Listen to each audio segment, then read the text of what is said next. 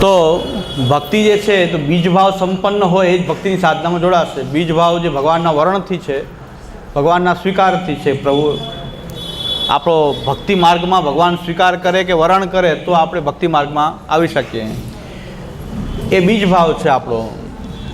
સેવાની સાધના, કથાની સાધનામાં આપણે જોડાઈએ, બીજભાવ સંપન્ન હોય એ જ જોડાશે ને. જે બીજભાવ સંપન્ન હોય એ જ જોડાશે.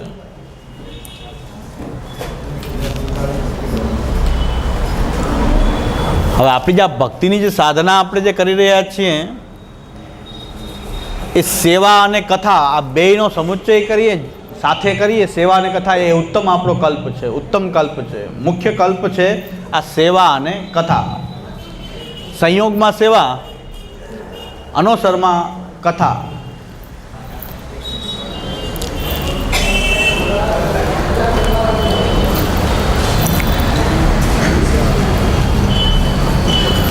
તો સંયોગમાં સેવા, એ સેવા આપણે કઈ રીતે કરીએ છીએ? તનુવિત્તજા સેવા આપણે તનુવિત્તજા કરીએ છીએ. અને તનુવિત્તજા જ્યારે આપણે સેવા કરશું તો આગળ જતાં સંસાર દુઃખસ્ય નિવૃત્તિ બ્રહ્મબોધનમ, બ્રહ્મબોધ થાય છે, સંસાર દુઃખની નિવૃત્તિ થાય છે, અહંતા મમતાની નિવૃત્તિ થાય છે, ભગવાનના ભગવત ધામ અક્ષર બ્રહ્મનો બોધ થાય છે. અને ઉત્કૃષ્ટ સ્થિતિ આપણી સેવાની જે છે એ માનસી છે. સૌથી શ્રેષ્ઠ સ્થિતિ જે છે એ માનસી છે. એટલે માનસી એ સેવામાં આવતી અવસ્થા છે. માનસી જે છે એ સેવામાં આવતી અવસ્થા છે. પેલી સાધના અવસ્થા તનુવિત્તજાથી છે. અને ફલાવસ્થા જે છે એ એટલે માનસી જે છે ફલાવસ્થા છે.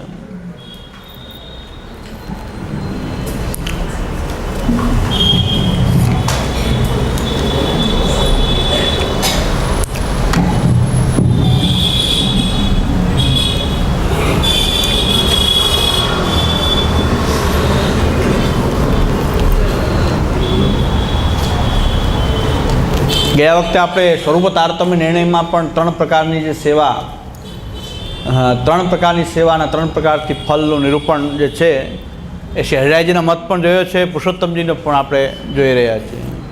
શહેરાઈજીએ જે સ્વરૂપ તારતમ્ય નિર્ણયમાં જે મત આપ્યો કે કેવલ કર્તવ્ય ભાવથી ભગવત સ્વરૂપનું જ્ઞાન નહીં, સેવાનું જ્ઞાન નહીં, છતાં સેવા ક્રિયાવત્ત કોઈ સેવામાં પ્રવૃત્ત થાય એ આદિ ભૌતિકી સેવા છે. સમજપૂર્વક ભગવત સ્વરૂપનું જ્ઞાન, સેવાના સ્વરૂપનું જ્ઞાન, બરાબર તનુવિત્તજા વગેરે શું છે માનસી, એ બધું જ્ઞાન સહિત જે સેવા કરતો હોય એ આધ્યાત્મિકી સેવા. અને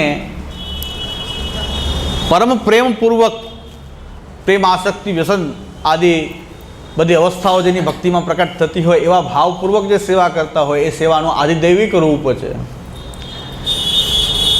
સેવાનું એ આદિદૈવિક રૂપ છે. તો સેવા આદિદૈવિકી સેવા એટલે સ્નેહ સંયુક્ત ઠાકોરજીની સેવા કરવામાં આવે એ આદિદૈવિકી સેવા. સમજ જ્ઞાનપૂર્વક જે સેવા કરવામાં આવે એ આધ્યાત્મિકી સેવા. અને કેવલ ક્રિયા કરવામાં આવે કર્તવ્ય ભાવથી એ આદિભૌતિકી સેવા છે.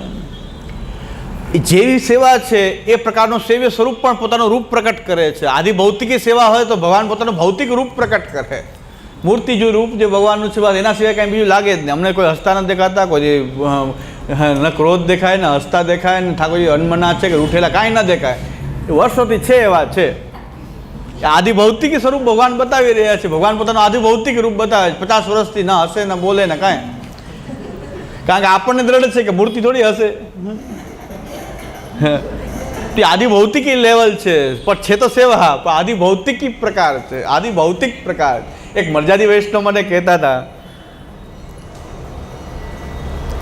કે 30-40 વર્ષથી કે મરજાદ છે, સેવા કરીએ છીએ, કોઈ દી ઠાકોરજીમાં પ્રેમ થયો એવું દાખલો નથી. એનું કારણ શું હશે? એ કે ચા પીતા શું એ કારણ હશે કદાચ. એ કે ચા એક અસમર્પિત લઈએ એનું કારણ હોયું છે. અસમર્પિત ચા લેવાય છે, કદાચ એ હશે, નડતી હશે ચા. પણ કોઈ દી એમ નથી થયું કે ઠાકોરજીમાં પ્રેમ થાય એવું તો હજી સુધી લાગ્યું નથી. આ મરજાદ એટલી થઈ. લગભગ 50-60 મરજાદી હાજર હશે, એમાંથી એક રૂબરૂ મને મળવા આવ્યા એકાંતમાં કે મારે આ કહેવું છે. તમે એક સાચા ખરેખર ભક્ત છો કે તમને વિચારતો એવો કે મને ભગવાનનો પ્રેમ થતો નથી. આ લોકોને એ વિચાર નથી આવતો. તમને એમ મનમાં થયું કે કેમ પ્રેમ ન થાય, આ બધુંય કરીએ ને બધું પ્રેમ નહીં. તો આ તમને વિચાર આવ્યો એ બહુ મહાન વસ્તુ છે કે તમને પોતાનો દોષ પૂર્યો કે મને પ્રેમ ન થાય. મને કે આટલો અસમર્પિત વસ્તુ નામ તસ્માત વર્જન માત્ર, આટલા વર્ષની મરજાદ પ્રેમ ભગવાનમાં કોઈ દી થયો હોય એવો દાખલો નથી. એકદમ ક્રિયાવત સેવા બધું ચાલે છે. હવે કેમ મને લાગે કદાચ ચા નડતી હોય. ચા લે છે, મને યાદ આવ્યું કે ચા નથી નડતી. મેં કીધા મનોરથ નડે છે. તત્સિદ્ધિ તન્વિત જ્યાં નડે રહી છે કે એ નથી, તમે અહીંયા આવ્યા છો એ જ નડે છે કે મનોરથમાં ઠાકોરજી પધરાવીને તમે આવ્યા, બીજાની સામગ્રી તો નડ્યું એ જ છે. તો બાકી ચા એટલી બધી ખતરનાક નથી. પણ તમને વિચાર આવ્યો ને ભગવત કૃપા, એવું તમને એમ થયું કે મને કેમ પ્રેમ ન થાય ભગવાનમાં. આથી ભૌતિકી લેવલ છે, ભગવાન છે એવા છે, એ આથી ભૌતિકી લેવલ છે. પણ ભગવાન તો છે, પણ ભગવાન પોતાનું ભૌતિક રૂપ પ્રકટ કરી રહ્યા છે, કારણ કે સેવા ભૌતિકી છે. સેવા ખાલી ભૌતિકી છે એટલે ભગવાન એનું સેવ્ય રૂપ પણ એવું છે, એ ભૌતિકી રૂપ ભગવાન ત્યાં પ્રકટ કરી રહ્યા છે. પછી થોડું જ્ઞાનપૂર્વક તત્સિદ્ધે તનુવિતજાનું જ્ઞાન, માનસીનું જ્ઞાન, સેવાની રીતનું જ્ઞાન, મહાપ્રભુજીના સિદ્ધાંતો પ્રણાલિકાનું જ્ઞાન સહિત સેવા કોઈ કરતું હોય તો સેવા આધ્યાત્મિકી સેવા છે. શ્રી મહાપ્રભુજીના સિદ્ધાંતનું બરાબર જ્ઞાનપૂર્વક આપણે ઠાકોરજીની સેવા કરતા હોઈએ. ઠાકોરજી હસતા હોય કે ન બોલતા એવું દર્શન કે અનુભવ ન થતા પણ આપણને એમ થાય કે આ સાક્ષાત છે. જ્ઞાનથી સાક્ષાત માનીએ છીએ કે નહીં, આ સ્વરૂપ સાક્ષાત છે. સાકાર વ્યાપકત્વાદ મંત્રસ્યાભિ વિધાનતા, સાકાર વ્યાપક આ સાક્ષાત બ્રહ્મ છે એવું જ્ઞાનથી આપણે માનીએ છીએ કે ભગવાન સાક્ષાત જ છે. એટલે એ આધ્યાત્મિક લેવલ છે સેવાનું. તે સેવ્ય રૂપ પણ એવું બતાવી રહ્યું છે કે પોતાનું આધ્યાત્મિક જે યથામામ પ્રપદ્યંતે તાંસ તથૈવ ભજામ્યહમ, એ ભગવાન કહે છે તમે જેવું ભાવ કરશો એવો હું થઈ જાઉં છું. અને આદિદેવી પ્રેમપૂર્વક સાક્ષાત એ પૂર્ણ પુરુષોત્તમ નંદનંદન વિશોદોત્સંગ લાલિત સાક્ષાત આપણા ઘરમાં ઘર ઘર નંદ સુવન ફલ ફૂલે એવી અનુભૂતિ પોતાને થાય કે આનાથી વિશેષ હવે લેવાનું છે શું, આનાથી વિશેષ શું પ્રાપ્ત કરવાનું છે. આપણને બધું જ મળી ગયું. પ્રભુ મળ્યા તો બધું મળી ગયું. સાક્ષાત સારસ્વત કલ્પની જેમ ભગવાન મારી ઘરે પ્રકટ થઈ ગયા એવો આહલાદ જો સેવામાં પ્રકટ થઈ ગયો અને પછી સેવા કરતા હોઈએ, એ સેવા આદિદૈવિકી સેવા છે. તો ભગવાન પોતાનું ત્યાં પૂર્ણ રૂપ જે છે, નંદાત્મજ રૂપ જે છે, યશોદોત્સંગ લાલિત રૂપ પણ ભગવાન ત્યાં પ્રકટ. એ સેવ્ય એક ને એક છે. આપણા ભાવ અનુસાર, આપણી સેવા અનુસાર ત્યાં સેવ્યનું રૂપ પણ એ પ્રકારનું એ બની જાય છે. એટલે આપણે એ સેવ્યનું રૂપ એવી રીતે પ્રકટ થાય છે. એટલે આદિભૌતિકી સેવા આદિભૌતિકી હોય પણ છતાં સેવા છે. એ બહુ જન્માંતે પણ એ પાછી એ ફલિત થશે. કારણ કે શ્રી મહાપ્રભુજી આપણને વચન આપે છે કે કૃત ભજન વ્યર્થ્ય અભાવાત. ભજન કોઈ દી કરેલું ભજન કોઈ દી વ્યર્થ થતું નથી. કૃત ભજન વ્યર્થ્ય અભાવાત ફલિત થશે. જન્માંતરે ફલિષ્યતિ, એ જન્માંતરમાં ફલિત થશે. તો સેવામાં તનુવિતજા અવસ્થા, આગળ જતા સંસાર દુઃખ નિવૃત્તિ બ્રહ્મબોધ પણ થાય છે, એવી અવસ્થા પણ આવે છે. સંસાર નિવૃત્તિ બ્રહ્મબોધ થાય, પછી એક માનસીની અવસ્થા પણ આવે છે. ભગવદ એકતાન ચિત્તપૂર્વક, ભગવાનમાં એકતાન ચિત્તપૂર્વક એ માનસી થઈ રહી છે. પ્રભુમાં આપણું એકતાન ચિત્ત થઈ ગયું છે, એ માનસી થઈ ગઈ છે. એ માનસી અવસ્થા છે. સેવામાં આવતી એ ચરમ અવસ્થા છે માનસી. ભક્તિ, સેવાની સાથે સાથે ભક્તિ, કારણ કે સ્વતઃ પુરુષાર્થત્વેન સેવાકૃતિ સ્વસિદ્ધાંતો ન તો અન્ય શેષત્વેન. ગુસાઈજી આજ્ઞા કરે છે વિવૃત્તિમાં. શ્રી ગુસાઈજી આજ્ઞા કરી રહ્યા છે કે સેવા આપણે કરી રહ્યા છીએ એ ભક્તિ પુરુષાર્થ રૂપમાં કરી રહ્યા છીએ. આપણી ભક્તિ કરી રહ્યા છીએ સેવા એટલે સ્વતઃ પુરુષાર્થત્વેન, એ સ્વતઃ ભક્તિ પુરુષાર્થ છે. અને આપણે ભક્તિ કરી રહ્યા છીએ, આપણે ભજન કરી રહ્યા છીએ. જેમ હાથમાં માલા લઈને ચૈતન્યવાળા કહે છે ભજન એટલે શું, માલા ઝોલી રાખી અને હરે કૃષ્ણ મંત્ર જપવો, એ અમારું ભજન છે. એ ભજનની રીત ત્યાં એવી છે, હરે કૃષ્ણ મંત્ર જપ. આપણે ત્યાં ભજનની રીત બધું સમાવેશ થઈ જાય એવી ભજનની રીત છે આપણી. તો આપણી ભજનની રીતમાં તત્સિદ્ધે તનુવિતજા એ આપણી, અને સંસાર દુઃખ નિવૃત્તિ બ્રહ્મબોધ, અને છેલ્લે માનસી અવસ્થા પ્રાપ્ત થાય છે. માનસી એક અવસ્થા આવે છે સેવામાં. માનસી અવસ્થા ભગવદ એકતાન ચિત્ત રૂપા, એ માનસી થાય છે. હવે આપણે જે સેવા કરી રહ્યા છીએ, તનુવિતજા કરીએ કે માનસી થઈ રહી છે, એ ભક્તિ થઈ રહી છે, ભક્તિ જ છે, ભક્તિભાવ જ એ સેવાના રૂપમાં ત્યાં પ્રકટ થઈ રહ્યો છે. એટલે આ તો પુરુષાર્થ ત્યાં ભક્તિ છે. ભક્તિ પુરુષાર્થ જે છે એ ભક્તિ પુરુષાર્થ રૂપમાં આપણે સેવા કરી રહ્યા છીએ. સેવા પણ આપણી ભક્ત્યાત્મિકા છે, ભક્તિનું સ્વરૂપ છે સેવા છે. એટલે એ ભક્તિ થઈ રહી છે. તો ભક્તિ જે છે એ બે પ્રકારથી છે. સેવારૂપ પણ ભક્તિ છે અને કથામાં પણ ભક્તિ છે. સેવા જ ખાલી ભક્તિ નથી, કથા પણ ભક્તિ છે. તો અનવસરમાં આપણે કથા કરશું, સંયોગમાં સેવા કરશું અવસર વખતે, અનવસરમાં આપણે કથા કરશું. કથામાં અવસ્થા આવશે, ભગવત પ્રેમ જાગૃત થશે. સૌથી પહેલાં પ્રેમ આવશે, સ્નેહાદ રાગ વિનાશ. પછી એ પ્રેમ વધુ ગાઢ બને એટલે આસક્તિ થાય. આસક્તિ જે છે એ વધુ ગાઢ બને હજી તો વ્યસન થઈ જાય કે એના વિના રહેવાય જ નહીં. તદ વિના સ્થાતુમ અશક્તિ વ્યસનમ. એ વ્યસન અવસ્થા પ્રાપ્ત થાય. અને વ્યસન અવસ્થા પ્રાપ્ત થાય પછી ભક્તિ જે પોતાના ફૂલ ફ્લેજ રૂપમાં, ફલાત્મક રૂપમાં જે ભક્તિ જે છે ખીલે, ફલરૂપા ભક્તિ જે છે એનું છેલ્લું એ સ્વરૂપ હોય તો સર્વાત્મ ભાવ છે. એ માનસી અવસ્થા અને વ્યસન અવસ્થા, કથામાં વ્યસન અવસ્થા, સેવામાં માનસી અવસ્થા. એ માનસી અવસ્થામાં જે ભાવ સિદ્ધ થાય છે એ સર્વાત્મ ભાવ છે. એટલે સર્વાત્મ ભાવ એ આપણી ભજનનું, ભક્તિનું લાસ્ટ સ્ટેશન કહેવાય. એ સર્વાત્મ ભાવ છે. આ આપણો ગોલ છે. સેવાથી, કથાથી અહીં સર્વાત્મ ભાવના રૂપમાં ભક્તિનો એ ફૂલ ફ્લેજ વિકાસ. એ સર્વાત્મ ભાવના બે સ્ટેજ છે, સાધનાવસ્થામાં અને ફલાવસ્થામાં. સર્વાત્મ ભાવના પણ બે સ્ટેજ છે. સાધનાવસ્થામાં આપણા સૈવ્ય પ્રભુમાં બધા ભાવોનું યોજન કરવું, આપણા માટે પ્રભુ સર્વસ્વ બની જવા, એ સાધનાવસ્થાનો સર્વાત્મ ભાવ છે. અને સર્વત્ર એ કૃષ્ણની અનુભૂતિ થવી એ ફલાવસ્થા છે. સર્વાત્મ ભાવ ફલાવસ્થાનો સર્વાત્મ ભાવ છે. સર્વાત્મ ભાવની પાછી બે અવસ્થા જોઈએ તો સાધનાવસ્થામાં સર્વાત્મ ભાવ કે બધું જ આપણા પ્રભુ છે. તમે સર્વમ મમ દેવ દેવ. મારું તો ધન કયો તો ભગવાન, મારી વિદ્યા કયો તો ભગવાન, પિતા પુત્ર મિત્ર બધા જ, એ બધું જ મારું પ્રભુ જ છે. એ સાધના અવસ્થામાં આપણો સર્વાત્મ ભાવ છે.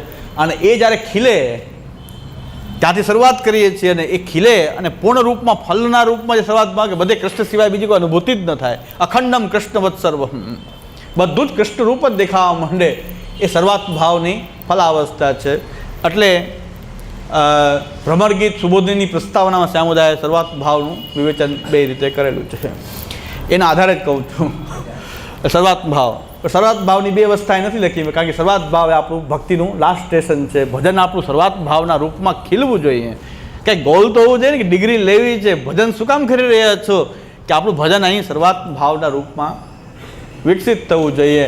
હવે આપણો ગોલ તો નિશ્ચિત હોવો જોઈએ ને, પછી ભજનમાં પ્રવૃત્ત થઈ. આપણો ગોલ આ છે કે સેવા કરી રહ્યા છીએ તો અંતે સર્વાત્મ માનસી થયા પછી આપણને સર્વાત્મ ભાવનો, માનસીમાં શું અનુભવ થાય છે સર્વાત્મ ભાવ, વ્યસન થઈ ગયા પછી શું ફલ પ્રાપ્ત થાય છે. લભતે શુદ્ધામ ભક્તિમ સર્વતોપ્યધિકામ પરામ. આ વ્યસન અવસ્થામાં પછી અધિકમાં લભતે શુદ્ધામ ભક્તિ, સુદૃઢ ભક્તિની પ્રાપ્તિ થાય છે. એ સુદૃઢ ભક્તિ એટલે સર્વાત્મ ભાવ. એ સર્વાત્મ ભાવની પ્રક્રિયા, એ એની માટે કીર્તન છે આપણું, આગે કૃષ્ણ પાછે કૃષ્ણ, હિત કૃષ્ણ હુત કૃષ્ણ, જીત દેખો તિત કૃષ્ણમયી. હવે અહીં સુધી પહોંચાય કે ન પહોંચાય, કહે તો કે આવું તો થવાનું નથી, આપણે કૃષ્ણ સિવાય બધું દેખાતું એમાં કૃષ્ણ જ દેખાય એવું તો શક્ય જ નથી. સાચી વાત છે, સાચી વાત છે કે આ અવસ્થા જે છે એ કોઈ પણ પ્રકારના પ્રયત્ન, કોઈ પણ પ્રકારના સાધનોથી સાધ્ય નથી. ત્યાં શ્રી મહાપ્રભુજી આજ્ઞા કરે છે કે સર્વાત્મ ભાવ જો ગોલ રાખ્યો તો ટેન્શન થશે કે આ તો કોઈ થાય નહીં, થયું નહીં, થયું નહીં, થયું નહીં. તો શ્રી મહાપ્રભુજી કહે છે એવું ના કરો, ચિંતા કાપી નકાર્યા નિવિદતાત્મભી કદાપી અલૌકિકા મનસિદ્ધો સર્વાર્થે શરણમ હરિ. પ્રભુની શરણાગતિથી થશે. આપણે યથાકથિત આ કથાનો પ્રયત્ન કરીએ, સેવાનો પ્રયત્ન કરીએ, પણ સર્વાત્મ ભાવમાં ભક્તિ ન થાય એવું નથી. પ્રભુ દાન કરશે ત્યારે જ થશે. તો પાછી ત્યાં શરણાગતિ આવી, જે ત્યાંથી ચાલ્યા હતા ત્યાં જ પાછા આવ્યા. અલૌકિકા મનસિદ્ધો સર્વાર્થે શરણમ હરિ. તો પાછું ભગવાનનું શરણ, પાછું શ્રી કૃષ્ણ શરણમાં જરૂરી થઈ ગયું. બધું કરવા છતાં શ્રી કૃષ્ણ શરણમાં જરૂરી થઈ ગયું કે એના માટે તો છેલ્લે ભગવાનનું શરણ સ્વીકારવું પડશે. કે પૂર્ણ સમર્પિત થઈ ભગવત સેવા કરીએ, ઠાકોરજીને સર્વસ્વ માનીએ, સમર્પિત થઈને સેવા કરીએ, અનુસરમાં કથા કરીએ, પ્રેમ આસક્તિ વ્યસન સંપાદિત થાય, પણ સર્વાત્મ ભાવ આપણને પ્રાપ્ત થશે કે વ્યસન અવસ્થા આવશે કે નહીં આવે એ તો પ્રભુ જ કરી શકે. એટલે પાછું સર્વથા શરણમ હરિ. તો તો ત્યાં હરિનું જ શરણ ગ્રહણ કરવું, ચિંતા નહીં કરવી જોઈએ, પણ ધ્યેય તો નિશ્ચિત રાખવું જોઈએ, ચિંતન કરવું જોઈએ, સર્વાત્મ ભાવનું ચિંતન કરવું જોઈએ, સેવા ફલમાં સેવાના ફલનું, પણ એની ચિંતા ન કરવી જોઈએ. ચિંતનની છૂટ છે, ચિંતાની છૂટ નથી. અલૌકિક મન સિદ્ધૌ સર્વાર્થે શરણમ પ્રભુની. અને હરિરાયજી તો સ્વરૂપ તારતમ્યમાં બહુ સુંદર વાત કરી કે જે આ ભૂતલ ઉપર પ્રયત્ન તો કરવો જોઈએ, પ્રયત્ન પર્યંતમ તો જીવકૃતિ સાધ્ય, પ્રયત્ન પર્યંત જે છે એ જીવકૃતિ સાધ્ય છે. તો પ્રયત્ન પર્યંત આપણે જીવકૃતિ સાધ્ય છે, પ્રયત્ન કરવો જોઈએ સેવાનો, કથાનો. ક્યાં પહોંચાશે એ નિશ્ચિત નથી, કારણ કે સેવા અને કથા પોતે જ ફલ છે. આવું જીવન જીવી શકીએ એ પછી ફલ છે. સેવા અને કથા પૂર્વક આપણું જીવન ઘડાઈ જાય તો એ ફલ છે. પણ કહેવાની વાત એ છે કે હરિરાયજીએ બહુ સુંદર વાત કરી છે કે આ પ્રકારની જીવનશૈલી જેને અપનાવવી હશે એ આ જન્મમાં તો કૃતાર્થ જ છે. જ્યાંથી એમની ભક્તિ અધૂરી હશે એ નવા જન્મમાં એને ફરીથી પાછી એ બેલેન્સ સાથે નવા જન્મમાં ભક્તો વચ્ચે એમનો જન્મ થશે.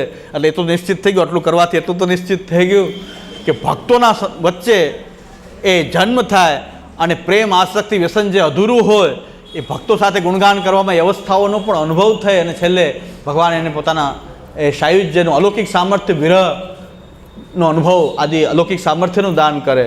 ત્યાર પછી ભગવાન પોતાના અંદર એને સાયુજ્ય કરાવે અને પછી એ એમને પ્રકટ કરી લીલાનો અનુભવ પણ એમને કરાવે. એટલે બધું પ્રભુ જ કરશે. હવે તો આપણે શું કરવાનું છે? આપણે આ શ્રી મહાપ્રભુજીના માર્ગ ઉપર કેવલ ચાલવાનું છે, સેવાના અને કથાના. આ બે આપણા ભક્તિમાં ચાલવા માટેના બે આપણા પગલાં છે. એક પગલું સેવાનું, એક પગલું કથાનું, એક પગલું સેવાનું, એક પગલું કથાનું. પાપા પગલી પણ કરવી તો પડે ને આમાં. પછી જ્યાં ચાલે ચાલતા નહીં તો સાવ ચાલશું નહીં, ચાલતા શીખશું જ નહીં. બાળક પડે નહીં તો ચાલતા શીખે જ નહીં. એને પાપા પગલી તો કરાવવી જ પડે. તો પાપા પગલી કરાવવાની સેવા, તદથી તનુ વિતજા, એમાં પ્રેમ, આસક્તિ, વ્યસન અને વ્યસનાવસ્થામાં સર્વાત્મ ભાવ અને અહીં માનસી અવસ્થામાં સર્વાત્મ ભાવ એ સિદ્ધ થાય છે. અને એ આપણી જે સફર છે એમાં આપણે નિર્બાધ રીતે પહોંચી શકીએ એટલા માટે મહાપ્રભુજીએ ગ્રંથો રેખા છે. ગ્રંથ સર્વે રસરૂપ કીધા કે આમાં આપણે ક્યાંય અટકીએ નહીં. આ ગ્રંથો એવા છે કે ક્યાંય અટકીએ નહીં.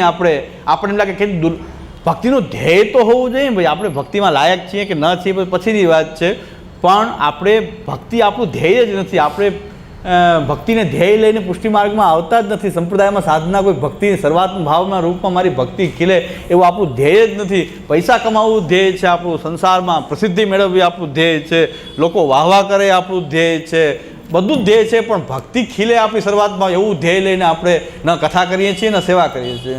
એ ધ્યેય જ આપણે બનાવી શક્યા નથી. તો આપણે એવું ધ્યેય બનાવવા માટે પહોંચીએ કે ન પહોંચીએ કાંઈ વાંધો નહીં, પણ આપણું ગોલ તો આ જ છે કે 10 જન્મ પછી પણ આ જ ગોલ રહેવાનો છે. સર્વાત્મ ભાવ, આ ભક્તિ સર્વાત્મ ભાવના રૂપમાં ખીલે, એમાં નિર્બાધ પ્રવૃત્તિ થાય. એટલા માટે આચાર્યચરણનું પ્રાકટ્ય થયું ભૂતલ ઉપર, આપણને આ બતાવ્યું. અને પુરુષોત્તમજી એમ કહે છે કે આ બધા ગ્રંથો જે છે, આપણી બધી સમસ્યાઓ જે ભક્તિ માર્ગમાં આવી રહી છે એ બધા નિરાકરણ રૂપે અહીં ગ્રંથો શ્રી આચાર્યચરણને પ્રકટ કર્યા છે. એ ગ્રંથોનું સુંદર સમાયોજન શ્રી પુરુષોત્તમજીએ કર્યું છે. આમ તો ઘણું મોટું છે, પણ મેં એમાંથી છેલ્લો પાર્ટ લીધો છે, કારણ કે આ સિદ્ધાંત મુક્તાવલીની તો આ શિબિર છે નહીં, પણ છેલ્લો પાર્ટ મેં જે લીધો છે એ પાછું રિપીટ કરી દઉં છું. આગલો પાર્ટ તો ત્યારે પણ નહોતો લીધો, કારણ કે બહુ વિસ્તાર થઈ જતો હતો. એટલે મને વિસ્તારથી પાછું ડર લાગતો હતો કે આ ખોટો વિસ્તાર જ થઈ જાય છે કે પછી શું, એવું બીક ડર લાગતો હતો. અને હજી કોઈની જગ્યાસા હશે તો પછી પહેલેથી કરી દઈશ, મને તો કાંઈ વાંધો નથી. પણ છતાં ગઈ વખતે જે લીધું તો એ પાછું લઈ લઉં.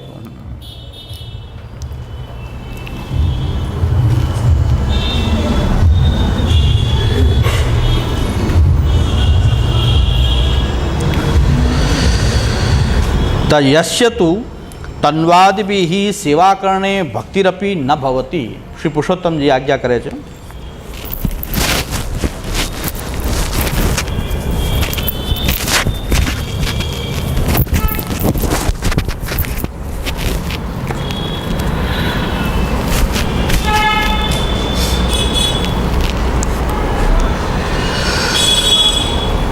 જે તનુવિતજા સેવા કરે છે, જો એક પગલું સેવાનું છે, એક પગલું ભક્તિનું છે. બાજુ સેવાથી ભક્તિ આપણે રોજ ચેક કરીએ કે તનુવિતજા કરી રહી છે, પણ ભગવત પ્રેમ રૂપ જે આપણી ભક્તિ થઈ રહી છે કે નહીં. એટલે કે તન્વાદિભિઃ સેવા કરણે, તનુવિત જે સેવા કરવાથી ભક્તિરપી ન ભવતી, ભક્તિભાવ થતો જ નથી. સતુ પંચમા આરૂઢપતિ, તો એ આરૂઢપતિ છે. જન્મ પ્રાપ્નુવન, એ જન્મ પ્રાપ્ત કરી સંસારાભિનિવેશ શૈથિલ્ય બહુ જન્મ ભીડ મુચ્યતે, સંસારનો આવેશ જો રહી જાય તો બહુ જન્મ થઈ પછી એને મુક્તિ થાય છે. એટલે સંસાર આવેશ શિથિલ થવો જોઈએ.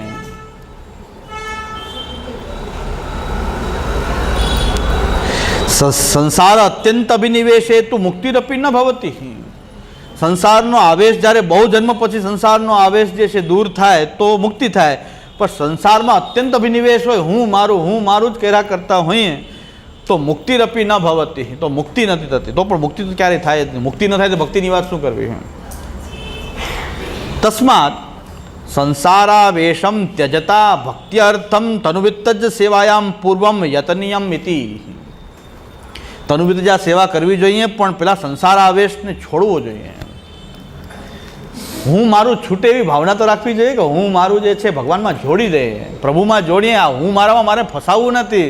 હું અને મારું એવા સંસાર જે છે, કેમ કે સંસાર અસાર છે કે સંસાર હું ને મારું જે છે એ મિથ્યા છે, ખોટું છે, એટલું તો ભાન હોવું જોઈએ કે ખોટી વસ્તુમાં સમય બગાડી રહ્યા છે. સાચું જે છે એમાં આપણે સમય મળતો જ નથી. ઘણા એમ કે સેવા સ્મરણનો સમય નથી મળતો. અરે સંસાર તો તમને વારંવાર જે બાંધવાનો છે, વારંવાર જે તમને જન્મમાં ભટકાવવાનો છે, એના માટે સમય છે. અને જેના તમારું અપલિફમેન્ટ થવાનું છે, પાછું બધાને ગોલોકધામમાં બધાને જવું, અહીં ધંધો કરવો, આખો દિવસ ધંધામાં જ બેઠું રહેવું, પછી માલા પિરામણ કરીને ગોલોકધામ જવું, આ બધાની કામના એ જ છે. આખી જિંદગી શું કર્યું કે ધંધો કર્યો, તો ધંધો પ્રાપ્ત થશે. આખી જિંદગી ધંધો કર્યો, ક્યારે પ્રયત્ન કર્યો ને સેવાનો ને સ્મરણનો પ્રયત્ન ન કર્યો, તો પછી ગોલોકધામમાં શું કરવું? ત્યાં જઈને ગોલોકધામમાં પ્રાપ્ત થઈ જાય ને તોય ન ફાવે. ગોલોકધામ ભગવાન કરતા આપી દે તો એમ કે અહીં શું આવી ગયા, અહીં કરવું શું? ગોલોકધામમાં કંઈ એન્ટ્રી થઈ જાય તો શું ફાયદો? ભગવાન તો આપી પણ શકે, એન્ટ્રી આપી શકે, ના આપી શકે એવું નથી. આપી દે કદાચ તો શું કરે? અહીંયા અહીં સેવા સ્મરણ કર્યું ન હોય તો પછી જ્યાં તો એ જ કરવાનું, બીજું તો કાંઈ છે જ નહીં. ત્યાં તો અહીંયા શું કરવાનું? અમારે એક ભીતરીઓ એમ કહેતો કે ભગવાનને હું તો વિનંતી કરું છું કે કૃપા એવી કરતા જ નહીં કે મને ગોલોકધામ મળે, મને નહીં ફાવે. નરક આપજો કે આપણા જેવા બધા ભેગા થયા હોય. એ કે મને તો નરક આપજો, કારણ કે નરકમાં આપણા જેવા બધા અઠંગ બધા આપણા દોસ્તારો ભાઈ દોસ્તાર બધા અહીંયા હોય તો આપણે લાગે ઓળખીતા છે બધા આપણા. હા તો કોઈ ઓળખીતા ન હોય. કે બુઢા બધા બાપા બેસીને શ્રી કૃષ્ણ શરણમ કરતા હોય ગોલોકધામમાં, મારે કરવું શું થઈને? અમારા ભીતરીઓ કહે ભગવાન મારી પર કૃપા કરતા નહીં. ભીતરીઓ એમ કહેતો હોઉં ગોલોકધામની કૃપા ન કરતા, આપણે નરક આપજો તો જ્યાં મારા જેવા મિત્ર દોસ્તારો બધા ભેગા ત્યાં હોય. એટલે ઘણાને આવી કામના રહે પુષ્ટિ માર્ગમાં આવ્યા પછી, પણ પુષ્ટિ માર્ગ છે તો માર્ગ છે, એ માર્ગ પ્રમાણે જો ચાલવામાં નહીં આવે તો પછી કેવી રીતે ફલ પ્રાપ્ત થશે? એટલે પુરુષોત્તમજી ધ્યાન દોરી રહ્યા છે. તસ્માત સંસાર આવેશમ ત્યજતા, સંસારનો આવેશ ઓછો કરવાની ભાવના તો રાખો. સંસાર આવેશને ત્યજતા ભક્ત્યર્થમ, સેવા કરો પણ ભક્તિ માટે કરો.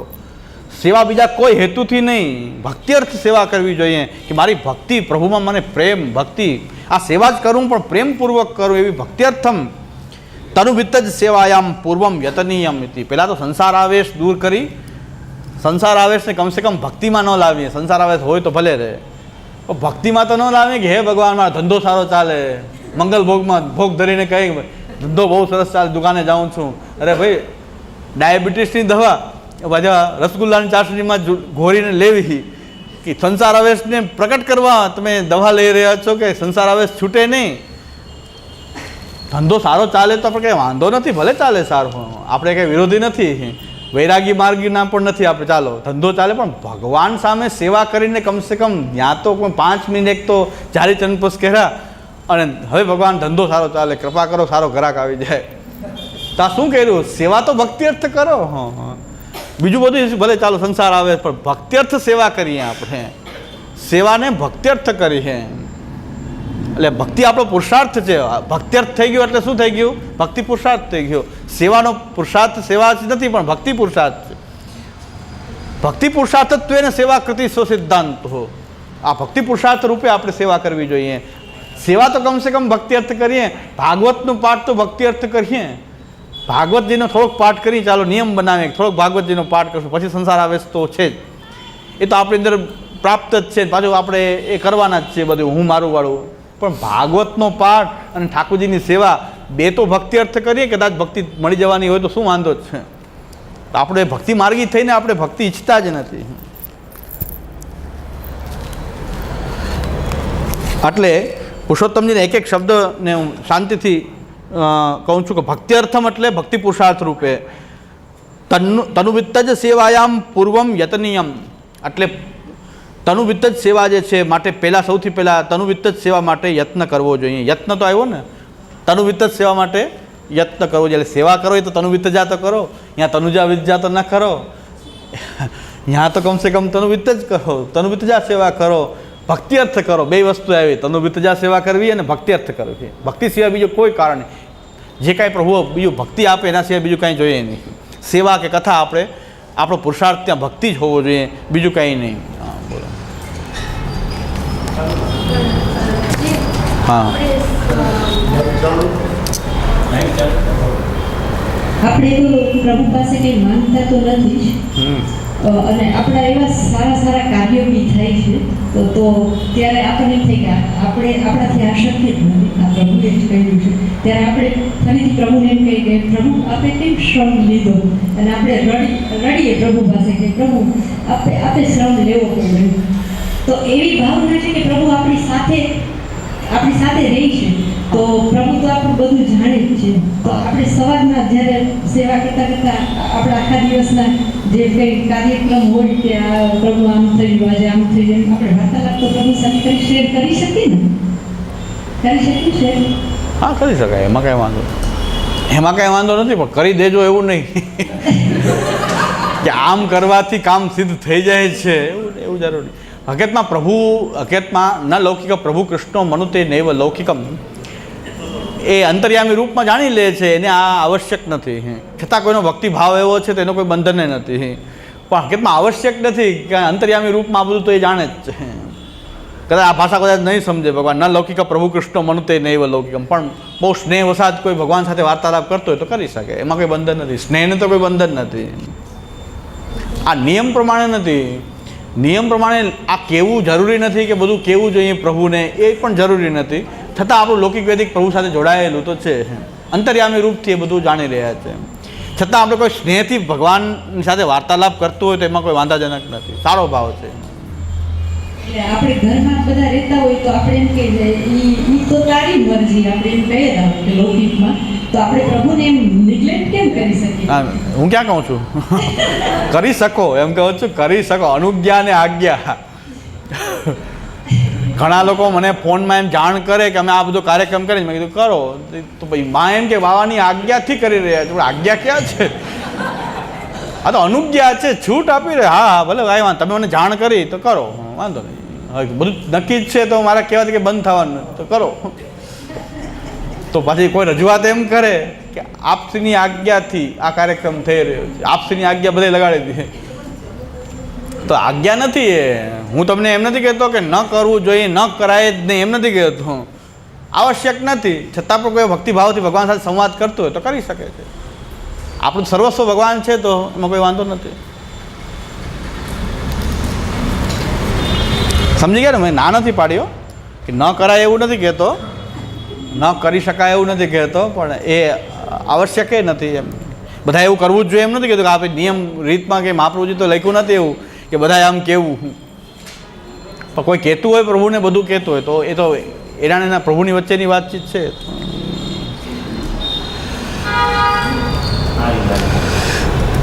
એક ગોસ્વામી બાલક જે છે એ ઠાકોરજીને પિક્ચરના ગીત સંભળાવતા, તો હવે કંઈ નિયમ થોડો જ છે અષ્ટસખાની વાણી અને ભગવતો ભક્તોની વાણી સંભળાવીએ. એ સમજાવે કે મને જે પ્રિય છે એ પ્રિય વસ્તુનું સમર્પણ કરું છું, તો એમનો ભાવ હતો. એ ભાવની વાત આવી ગઈ. બધાએ પિક્ચરના ગીત જ ગાવા, બધાએ ભગવાન સામે ઠાકોરજી સામે સવારથી એવો નિયમ તો નથી ને. પણ એમને એમ થયું મને જે પ્રિય છે હું મારા પ્રભુને સંભળાવું, તો સંભળાવતા ઠાકોરજીને પોતાના પ્રિય ગીતો જે હોય એ ઠાકોરજીને સંભળાવતા. હા, તો એમનો ભક્તિભાવ હતો. ભક્તિમાં બધું પ્રભુ માટે બધું થઈ શકે. પ્રભુ માટે તમારી કાંઈ લેવાની કામના ન હોય તો પ્રભુને બધું સમર્પિત થઈ શકે છે. પાછું યોગ થઈ ગયો ને, પિક્ચરના ગીત સંભળાવવા પણ એક યોગ બની ગયો, ભક્તિ યોગ થઈ ગયો. નિવેદનના પ્રકારમાં લઈ શકાય. હા લઈ શકે.